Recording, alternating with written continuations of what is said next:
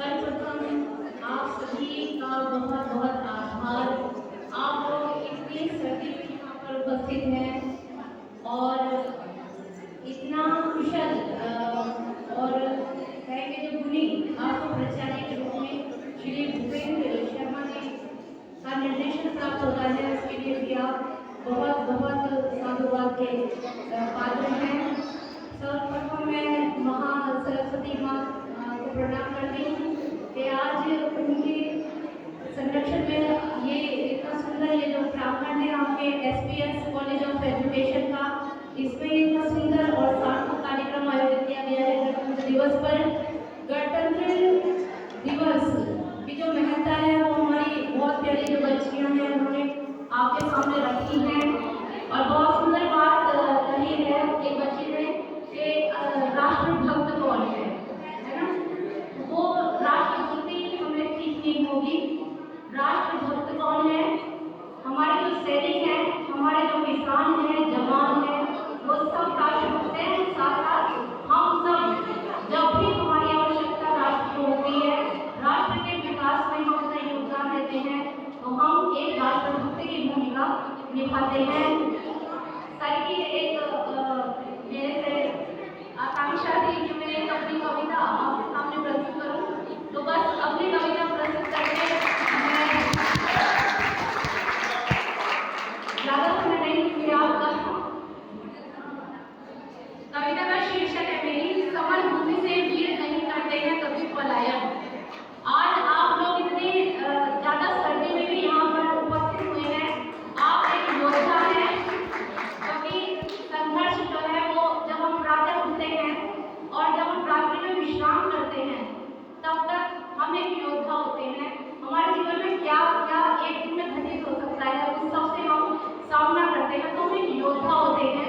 और साथ ही अभी आप लोगों के संज्ञान में रहा ही है कि 22 जनवरी को अयोध्या में श्री राम लला की नव प्रतिष्ठा हुई है। तो वो राम जो है, राम की जो मर्यादा है वो हम सब में आए, राम का जो सत्य का मार्ग है हम उसे अपनाए। राम जो कण कण में रमे हुए हैं, एक मूर्ति में नहीं है, वो हम सब के अंदर है। उस भाव को हम अपने अंदर लेकर आए तो हम शायद सच्चे राष्ट्रभक्त कहलाने के अधिकारी रहेंगे। इसी को एक पृष्ठभूमि में लेकर एक कविता है, समर भूमि से वीर नहीं करते हैं कभी पलायन। घाव लगे जितने भी तन पर, घाव लगे जितने भी तन पर, कहलाते आभूषण, वीर का लक्ष्य करो शीघ्र ही, शत्रु दल का मर्दन। अटल हो करते रहते युद्ध धर्म का पालन, समर भूमि से वीर नहीं करते हैं कभी पलायन। युद्ध सदा लड़ते हैं योद्धा बुद्धि बाहुबल से, केवल शारीरिक क्षमता पर नहीं लड़े जाते हैं, युद्ध बुद्धि से भी लड़े जाते हैं। तो युद्ध सदा लड़ते हैं योद्धा बुद्धि बाहुबल से, कापुरुषों की भांति में लड़ते हैं माया छल से। माया छल से जो लड़ने वाले हैं, जो कपट से लड़ते हैं, वो कहते हैं कायर पुरुष है। जो वीर है वो क्या है, वो सामने से लड़ता है। शीश कटे तो कटे किंतु पल भर को न झुकता है। वीर कभी झुकता नहीं है, क्योंकि वो सत्य के मार्ग पर होता है, धर्म के मार्ग पर होता है। वही चीज है, शीश कटे तो कटे किंतु पल भर को नहीं झुकता है। आज अभी लेते निर्णय क्या करना उनको कल से, तुरंत निर्णय लेना होता है धर्म के पथ पर जो है कि हमें किस मार्ग पर आगे बढ़ना है। राम बाण है आगे कैसे टिक सकता है रावण। राम का जो बाण है वो किस दिशा में जाता है, अधर्म के नाश करने की ओर जाता है। तो राम बाण के आगे कैसे टिक सकता है रावण। रावण किसका प्रतीक है, अधर्म का, अहंकार का है। तो वो राम बाण के सामने कभी नहीं टिक सकता है। समर भूमि से वीर नहीं करते हैं कभी पलायन, वो भागते नहीं है। गीता का आपने सुना ही होगा, न दैन्यम न पलायनम। वीर ना तो कभी दीनता दिखाता है और ना कभी पलायन करता है। सिया हरण में चीर हरण सम होते पाप धरा पर। एक सिया हरण का पाप, बहुत बड़ा पाप किया था रावण ने, और एक क्या था, चीर हरण। जब द्रौपदी का चीर हरण हुआ खुली सभा में, है ना। तो ये स्त्री के विरुद्ध किए गए बहुत बड़े अपराध हैं जो इतिहास में दर्ज है। तो सिया हरण में चीर हरण सम होते पाप धरा पर, सज्जन साधु संत सभी रह जाते हैं पछताकर। उस समय पर जो साधु है, सज्जन और संत है, तो कैसा हो जाता है कि ये हमारी दृष्टि के सामने क्या घटित हो रहा है। उस क्षण योद्धा नेता प्रण अपने हाथ उठाकर, उसी क्षण जिसके अंदर पौरुष है, जो वीर है, वो क्या लेता है, एक प्रण लेता है।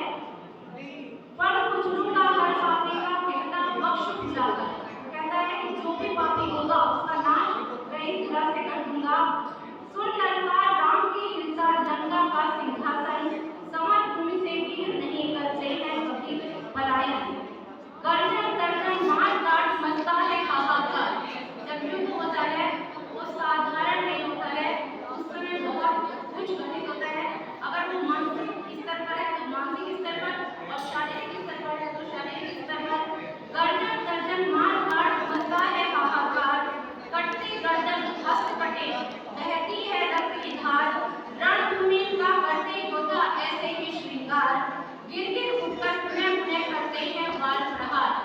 योद्धा जो है वो एक चोट खाकर पीछे नहीं हट जाता, गिर नहीं जाता, वो पुनः उठता है और फिर से अपने पौरुष को एकत्रित करके लड़ता है। गिर गिर उठकर पुनः पुनः करते हैं वार प्रहार, वीरों गति रूप मृत्यु का कहलाता सुंदरतम। अगर कोई वीर गति को प्राप्त हुआ है, जिसमें धर्म और देश और राष्ट्र की रक्षा के लिए अपने प्राण की आहुति दी है, तो ये मृत्यु का सबसे सुंदर रूप है।